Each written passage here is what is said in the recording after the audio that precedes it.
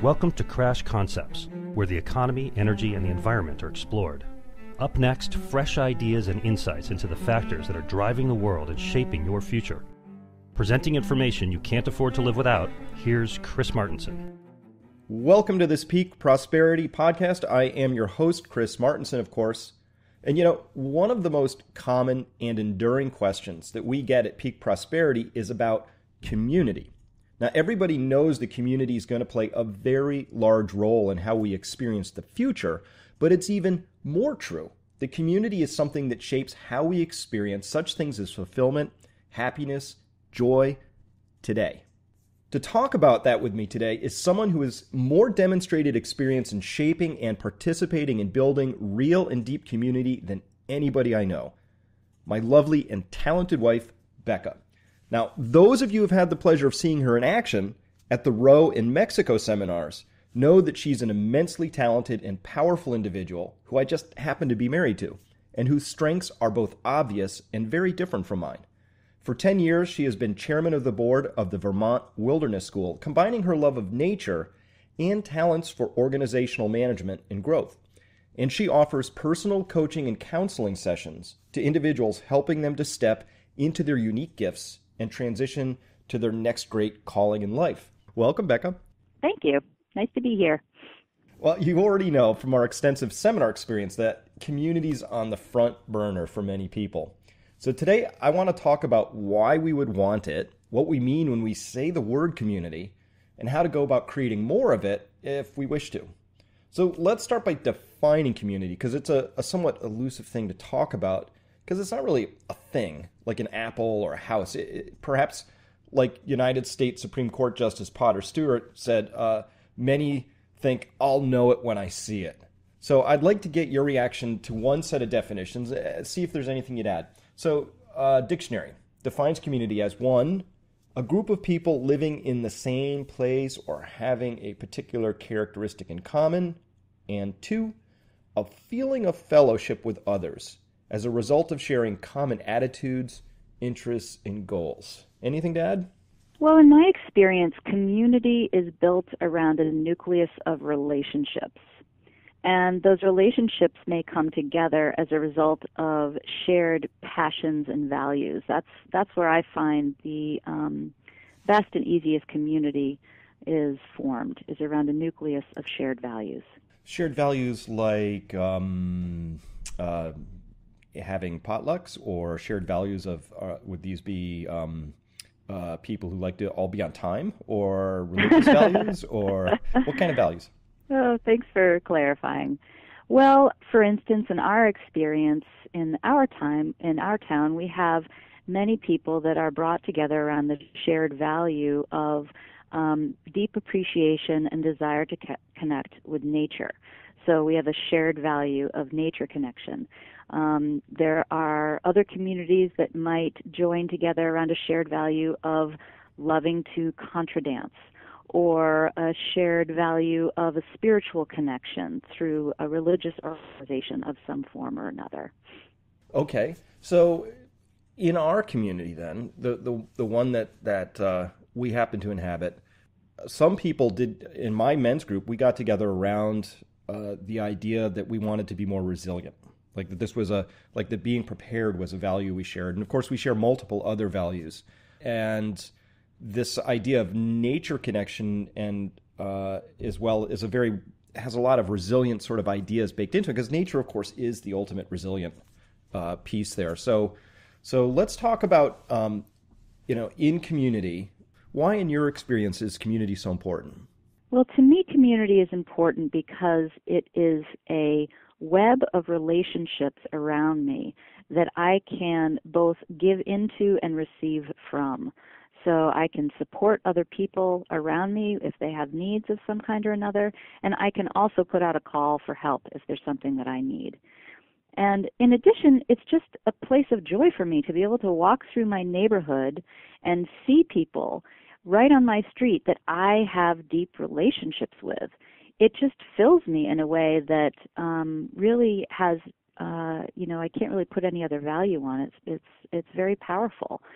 Community is also important to me because of the different ways that we come together in groups. It might be coming together to build a garden together. It might be coming together to stack wood. It might be coming together to sit around a fire and share stories. It might be coming together to celebrate the birth of a baby. There's so many different complex and beautiful ways that human beings can gather.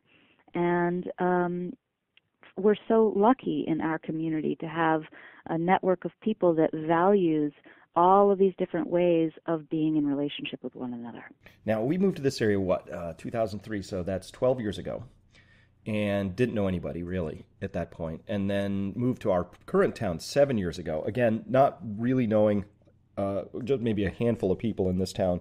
How many people would you say are that you would call in your extended or tight community, if those are different? How many today?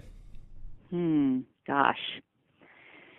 Well, let's see. I would say that the first, I think about it in terms of rings. So the first ring around our family is maybe a network of 15 or 20 people that we have very close connected relationships with. And then there's a ring outside of that of maybe another 20 to 25 people. And then there are rings outside of that spread wider. And all of these different rings have different aspects of connection with one another. So it's not any one thing. It's really built on different types of relationships that, again, come together through these shared values. And so when you say, this is how would you define ring one then? What are some of the characteristics or traits that you associate with that? These are people that I see regularly. These are people that I have regular events with, or that I take walks with really regularly in the neighborhood, or that I have a professional relationship with locally. But they're people that I physically see at least once a week or every other week. So it really has to do with proximity in time, and the amount of time that we spend together, and the amount of events and activities that we have overlapping relationships with. Now, there's a crew of people in that ring one that you've been really close with, and it came out after a Row seminar. Actually, it sort of emerged from that, which I love that. I'd love for you to tell that story for a couple reasons. One, in case anybody listening wants to bring a crew from their town to Row at some point, maybe to follow what happened. But why don't you talk about what that experience was? This was really a magical unfolding. I never, ever could have predicted what has emerged.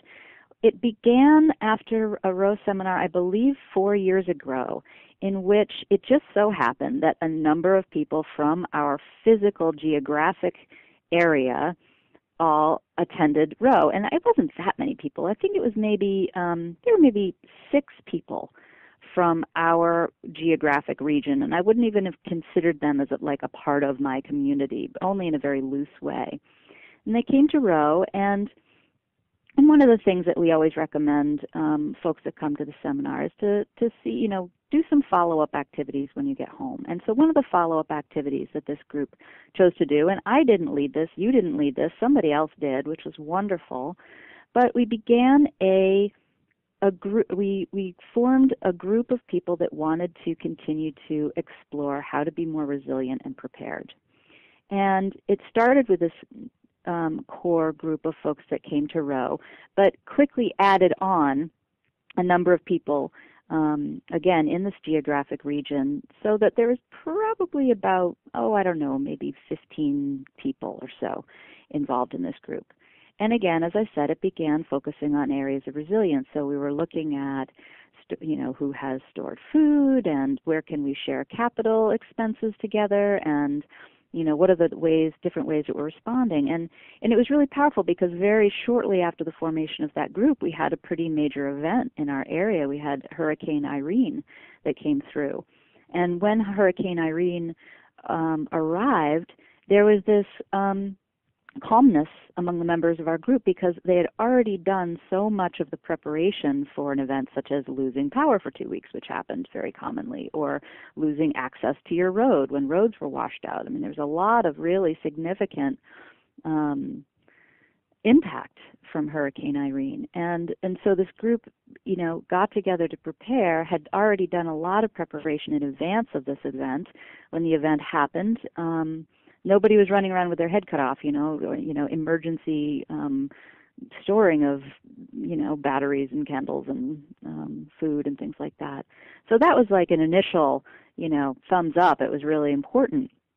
But then after this, and after everybody had done really what we would think of as like that level 1 preparation process, the group began to really deepen in terms of the connection emotionally, as well as providing practical physical support for one another. So the logistics of the group are that we meet every other Tuesday night at one of the members' houses, and we begin with a potluck, and we have food together. And then whatever happens for the rest of the evening, and we usually meet for 2.5 to 3 hours, is really the purview of the host. So whoever's hosting gets to say what happens. And sometimes the host would say, I just got 3 cords of wood delivered, and I need everybody to come and stack it. And so we would come and stack wood together and then eat and go home. Other physical activities that we've done with each other, we've done a lot of moving of people. So when people have, moved houses, we'll have a crew of people that shows up, helps them pack, loads things onto trucks, moves them to the next place, and unloads, including, by the way, one time we moved one of the members' dirt from her garden because she had been building it so diligently over years and didn't want to leave it behind. So we moved dirt. Other things that we've done together is, supported 2 weddings that have happened among members of the group. We have celebrated the birth of babies together. Sometimes when we get together, we just do a really deep check-in where each person takes, 10 minutes and shares about what's going on in their life. And so what began as a resilience group and a preparation focus group has developed into one of the most profound community experiences that I have had. And again, we've been meeting every other week for 4 years. So that's a long time. We've really, 4 years is a long time to be witness to one another and see us move from one life stage to another and go through major life experiences together. So this was, again, a very magical unfolding I never would have predicted from the time that we first met together and we're talking about stored food, that it would evolve into this incredible feeling of, at this point, it feels like family that we've built. So it's really an important thing, and I find for myself that when I miss a gathering or if a gathering gets canceled for one reason or another, I really, really miss the people that I see. What's amazing to me is this group has all ages, people in their 20s, 30s, 40s, 50s, 60s, I guess. And my story where I knew this had super value was, you and I and the family, we went and we spent pretty close to a month in Hawaii in February of 2014. And when we got back, we came home to a house that had just been freshly cleaned, and there was food in the fridge and soup on the stove and little welcome notes that your Portland group had been tracking your return and had come and just really, really gave us a super welcome home, Matt. That was just amazing. Yeah, that was really special. And the super important element that you forgot to mention there was that we had a bunch of construction done on the house while we were gone. So it wasn't just that they had cleaned up the house. It was that they had cleaned up the house after a bunch of construction. So everything was covered in dust and grime. And so people were literally like taking pictures off the walls and wiping them down. So, I mean, it was a really extensive day of work. And I didn't know it was going to be happening. I didn't ask for it to happen. It was this way of that has really developed of being in service to one another, anticipating need, and then stepping in. It's the epitome of the example of social capital, the social capital that is built through building deep relationships with one another.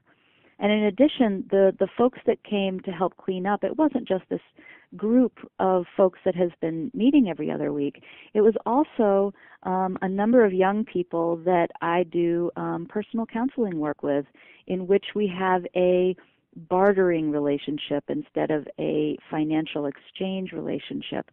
And so these are folks that, I had been in service to just emotionally and personally, and it was a way that they were giving back to me for the relationship that we have. So it's another example of how there was intersecting circles that were coming together to be in support of us, and it just filled me with such joy. And it's safe to say that if there was an emergency of some form in your life, these would be the first people you'd call. Absolutely. And yesterday, somebody who wasn't even I don't believe is in the group, but the gentleman who's in charge of the various outdoor programs that our kids have gone through and that Grace is in at this point in time, he was sick and he put out a call. And what happened next? Well, this is another member of the community, a really beloved leader of the community of people that are really dedicated to raising children that are in relationship to nature. And so this is a man who I consider to be an uncle to my children. And both he and his wife were down with the stomach flu and could not get out of bed. And I got a text in the day saying, help. And that text went out to a number of people, and there were 3 different people that were able to drop everything, go and pick up the kids, bring them back to the house, get things cleaned up there, make sure the kids were fed, and get them ready for bed. So there was this beautiful handoff where I went up and picked up the kids and then brought them home, and then I handed off to another community member who showed up and took it from there to bedtime. And it just filled me with such joy to be able to be in service to this family, to this man and his children, because I can't even put a price on what he has given to our family and to my children. So this is the beautiful reciprocity that is possible when we are in connection with one another in community. Now, for a lot of people, this is going to sound a little utopian, kind of magical. How did this happen? So there's 2 parts to this story I want to go with. First, how it is that we ended up here, and I will submit that there's some truth to the idea that we moved into a place that already had a community that we could plug into, right? So it wasn't built from scratch by us or anybody. It was here. And then the second part of this would be if you don't have something like this, how you would go about building it. So why don't we talk first about how it was that we chose to live here? Okay, so rewinding all the way back to the early 2000s when we were living in Mystic, Connecticut, we didn't really know what community was then. I realize now when I look back on it, we had a network of friends and acquaintances, but I would not call it community as I understand it now.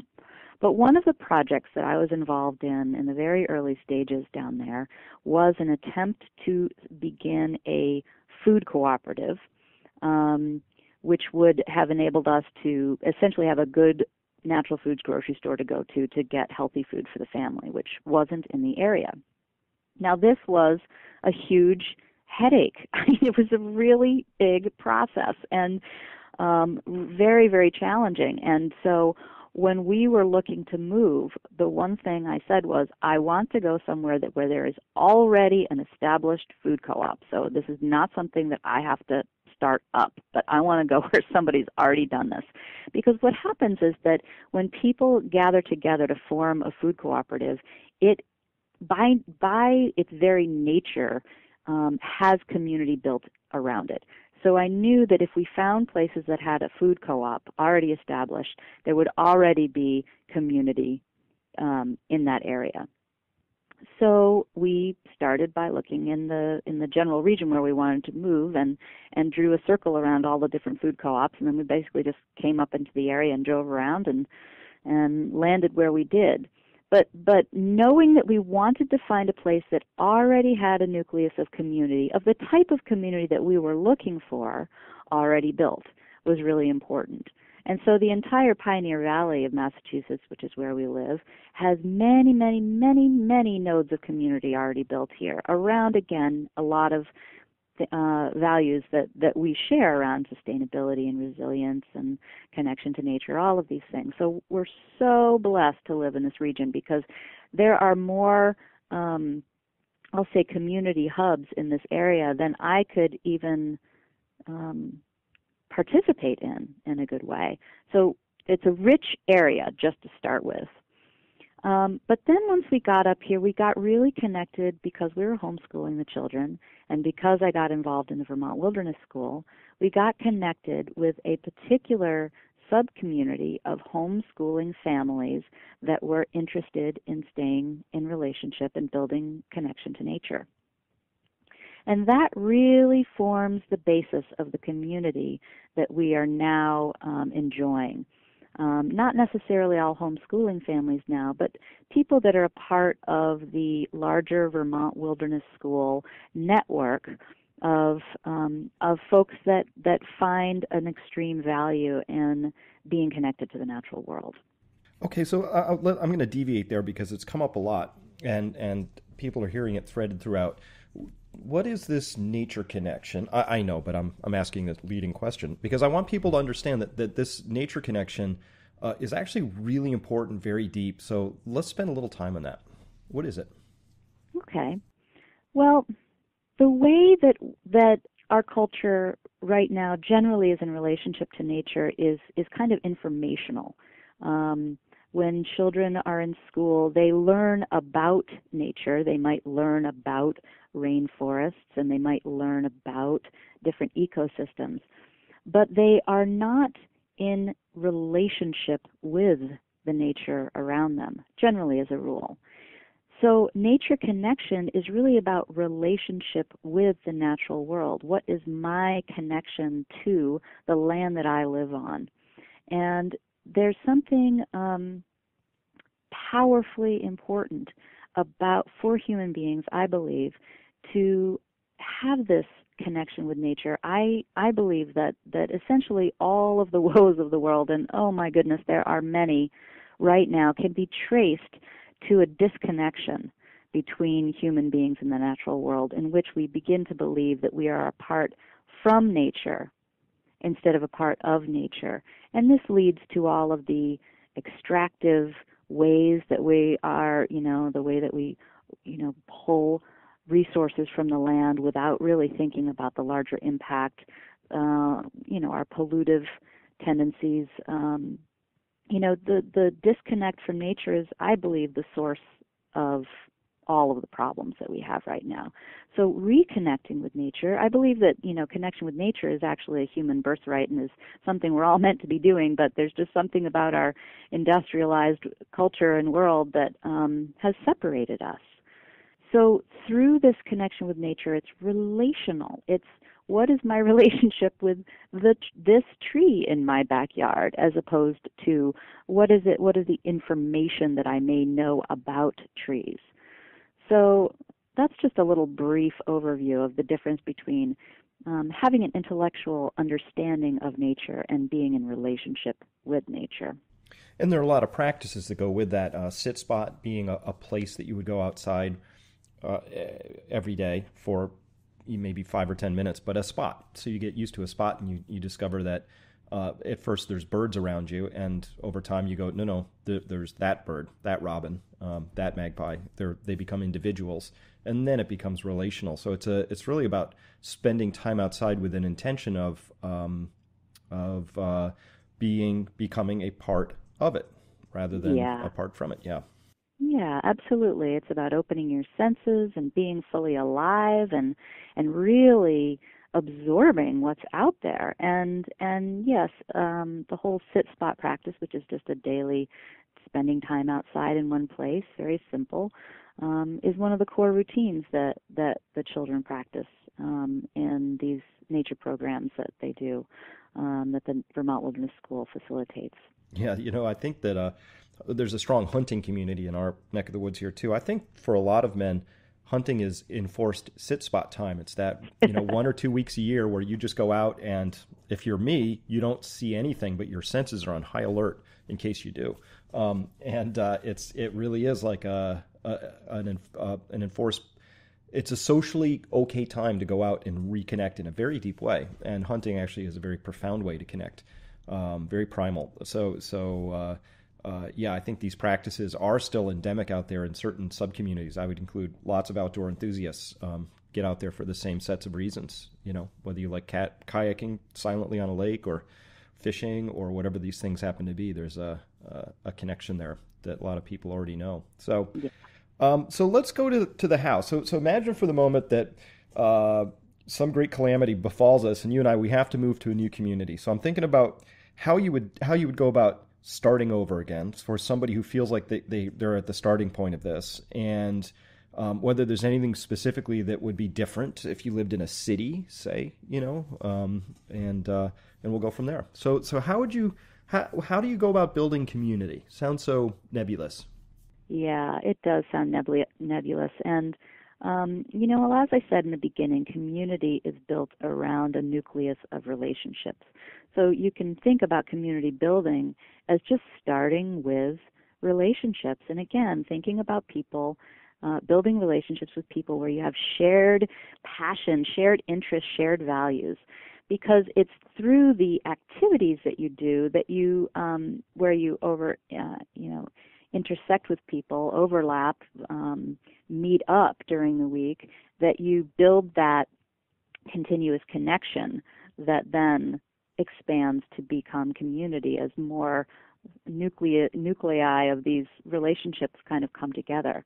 So if I was starting and imagining, or whether I was in a location right now or moving to a new location, I would really begin internally and ask, what are my passions? What are my gifts? What is most important to me in the world?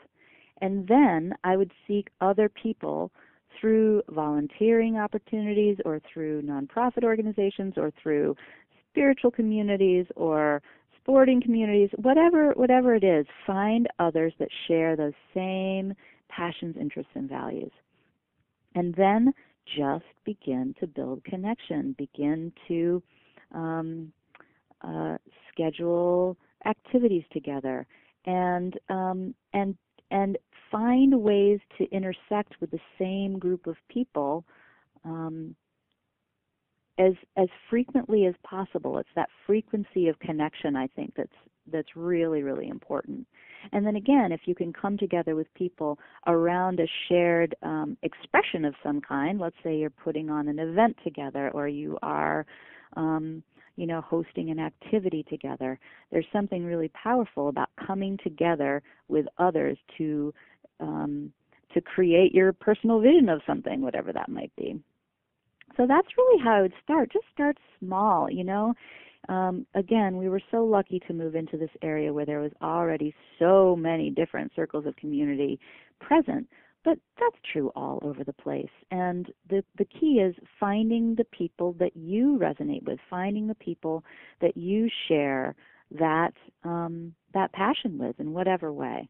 So it just starts with simple relationships and then builds out from there. Now, what if you lived in, I've heard this before from people, they say, I live in a city, I live in a huge apartment building, and I really don't know anybody in my building. Would you say that, again, you would follow the same pattern where perhaps you don't share anything in common with these people in the building except you all live there, so that community then is something that you're going to align around your passions and aligned groups and individuals with shared values? Or would you be really, really looking to make community with people because of proximity? Yes, that's a good distinction, Chris. The difference between sort of geographic community of just proximity of the people that live around you, and then you have the community of shared values. And we're so lucky because those happen to overlap, but I know that that's unusual. So now I'm just making this up because I've never lived in a city in my life. You know me, I'm a country girl, but if I lived in an apartment building in a city, one thing that I might start by doing is having a little potluck for all of the people that lived on my floor. and just put a flyer, under different doors in people's apartments, and just say, just want to get to know you. Come on over to my place on Friday at 6 and bring a dish, and let's just get to know each other. So the classic potluck model, I think, is a great one for bringing people together that may or may not have shared values and connections, and just begin that sort of stage one level of figuring out who's around. What are the different skill sets of the people that live in your general proximity? And you're looking for connections. So you're looking for things that you share, whatever that might be. It might be a passion for baseball cards, or it might be that, oh my gosh, look, our kids go to the same school. I didn't know that. That's awesome. Where do you find connection with other? So you can do that, and it might be a little bit more diverse if you're looking at a geographic community based on the people that live in your proximity. But again, the key is you're always looking for, where do we share connection? Now, I think of this as my personal little model. This is that at the first level, I might know that somebody exists, right? I know somebody lives next door. And then in the next layer, I might know their name. And then a little further down, which might come through a potluck, I might learn a little bit about them, what they do, maybe for work or for play. And then a little later on, if I get to know them even more deeply, I'll know why they work at the place they do, or a little bit more about their background. And then if I really get to know somebody deeply, what happens is I'll actually know what drives them, like why they react the ways they do. Because, this is the part about people. When I first meet people is sometimes, they have these confusing sorts of ways of responding and reacting. And I don't always find that pleasurable sometimes with some people. But once I've learned what drives people, I can get to that spot of compassion, of really understanding what it is. Because my work in life is learning how not to take things personally, and learning how to just let people understand that everybody has a driver and a motivation. I just can't see it. It takes time to see it. So for me, there's to get through that ladder of knowing, to get down to the deeper layers. It really requires seeing people in all sorts of different circumstances.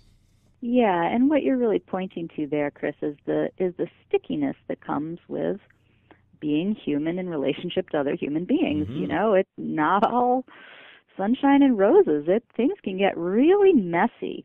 And if you are, in relationship with people that may not have a high level of self-awareness, then it can be super challenging. So yeah, community isn't, is not a utopia. I don't want to present a utopian vision of it, even though, again, our experience of it here is pretty beautiful. But there are those moments where things get messy, and the deeper you know someone, the more you have that ability to have a deeper level of understanding. So, but again, that comes with time.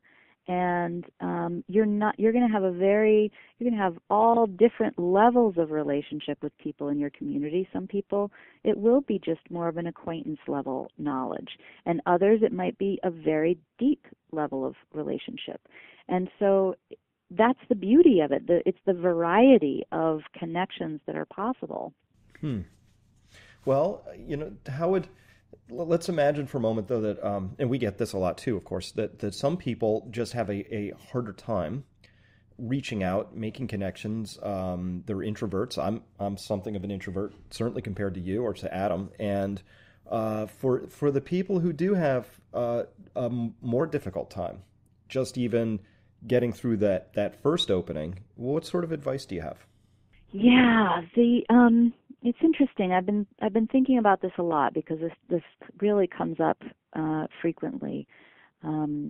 If one is introverted and is more comfortable spending more time alone than in social activities with other people, how do introverts build community? And I would say, in many ways, it's very similar. Start small. Begin with one relationship that you are really feeding, that you're developing that lovely reciprocity of both giving and receiving with. And just start with that one connection, that one relationship. And then allow that gradually over time, whatever comfort level you want, to branch and then connect to another. You'll notice in communities that there are certain people that seem to be the primary connectors. They seem to be right at the center and connected to lots and lots of people. And it's good for folks that are more introverted to be able to identify who that connector is in the community and see if it's possible to build relationship with the connector. So it's essentially like establishing social capital with the person that has a lot of social capital, I think has a lot of value. But starting small is really important. Another thing that I've heard that seems counterintuitive, but that it may be important for people that are introverted to actually initiate an activity of some kind. Let's say it's a bird walking morning, or I'm just thinking of things that I would want to do, or a nature hike or something like that. Full contact croquet. Okay. Full contact croquet. You want to cover the bases on this. Exactly. Or a frisbee game down in the town green or something like that. To just send out word via whatever means possible to the people that you know, and just initiate a small event of some kind or another, just to have that experience of reaching out and starting something, whatever it is, because then you have the, essentially, I'll say, control over the variables to be able to say, well, I'd like it to be a short event, because long social events wear me out, so I want it to be just an hour. And, I want it to just be a time where we get together, I get together with a few people and we play a game.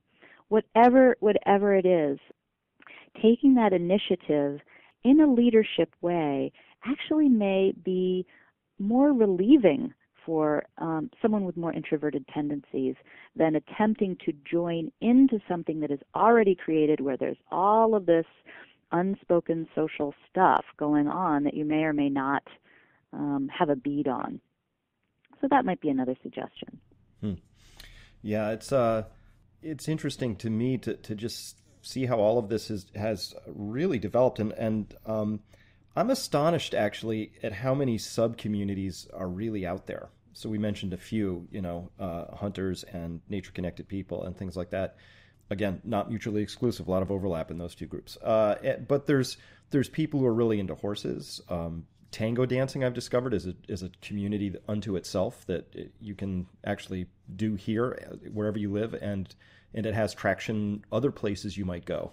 So there's a lot of ways to really get involved in interesting things, and I think whether you're introverted or extroverted, it's great. I think it's easier to tap into a community that's already there than to try and sort of start from scratch, as it were. But if you and I were back in the throes of trying to figure out where to live, I think I would be very clear that one of the key characteristics that would be non-negotiable would be moving to a place with those intact communities. And here's my and I'm sure we just missed it or something, but when I lived in Mystic, Connecticut, my assessment that I came away with was it's classic Connecticut. Everybody's on their acre, and it was very insular and isolated, and not super deep in the kinds of community that draw me.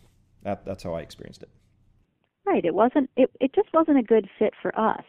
And I think that's really important. It's not about judgment over one thing being better than another. It's what's a good fit for you. And again, that needs to be driven by your own gifts and passions. Always start right in the center of you. And what gives you joy? Go find other people that get joy doing the same thing that you get joy from, and you will have an instant connection. And then again, everything builds from there. But Chris, one of the things that I want to describe is a couple of other ways that you and I have done. We did some early community building at our place. One of the things that I want to describe is the community orchard planting that we did.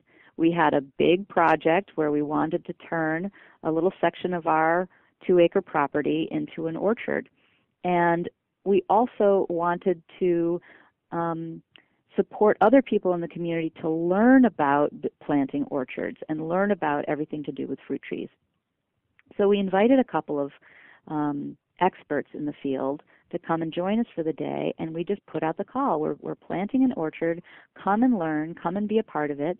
And I think over the day we had about 35 people that showed up in different cycles. Some people came early on and helped add amendments to all of the holes, and some people came for the actual planting of the trees, and then some people were there afterwards once the trees were all planted and it was time to do the first pruning on them. And it was this really joyful experience where, by the way, we got a lot done. It was amazing what we got accomplished with all of those people over the day that would have been very taxing for you and I to attempt to do solo. And in the process, we're building relationship with each other. We have a shared task together. We're planting fruit in the neighborhood that is going to be basically way more than you and I or our family can consume. So we're creating abundance to share. And we're also providing a place for people to learn about amendments and pruning and pests and all of the different things that we might want to consider when putting in an orchard. So there's an example of how we needed to get something done, and the doing of it was a community creating event that also built resilience for our local area. So you can see where there's a lot of, in permaculture it's called stacking functions, where there's a lot of different qualities that are getting addressed all at once. Now, how would you describe for people the relative importance of your community to you at this point in your life? Gosh, it's so hard to quantify for me because it's so woven into my life that it's hard to sort of pull it apart and say how important is this to me. It's like, how important is food to me? I mean, it's woven into the fabric of my life in a way that provides nourishment to me on many, many levels. So it's very hard for me to quantify, other than to say it is it's woven into every part of my life. Well, let me ask you this. How much do you like your life right now? Well, I love my life. I feel absolutely blessed to live where I do, to be able to share deep connections with the people that live on my street. I mean, that seems like wild abundance to me, to be able to share values with that people that abut the land that we live on, to be able to have these incredible events that we both facilitate and participate in. It brings a lot of joy to me. And as well, I should note that with that abundance, you and I have been in a position to be able to put out microloans to individuals, organizations, just zero interest loans or whatnot, just to help people with and organizations with tight times and all of that, and that feels really good. So there's lots and lots of ways to participate out there, and maybe the fruit trees will be super abundant this year. Fingers crossed. I don't know. Bad year last year. Maybe we'll have a great one this year. Glad I'm not a farmer for professional life, because I would have been killed last year. So, all right. Well, with that, we're out of time. And I do want to, though, for those who are interested in finding out more about you and your work and what you offer, including any insights or coaching they may desire as they build community and seek to bring their unique gifts to the world, where can they go to find out more? Well, they can find out more by going to my website, which is beccamartenson.com, and contacting me through there if anybody would like to. Well, fantastic. Well, Becca, thank you so much for your time today. Thank you, Chris.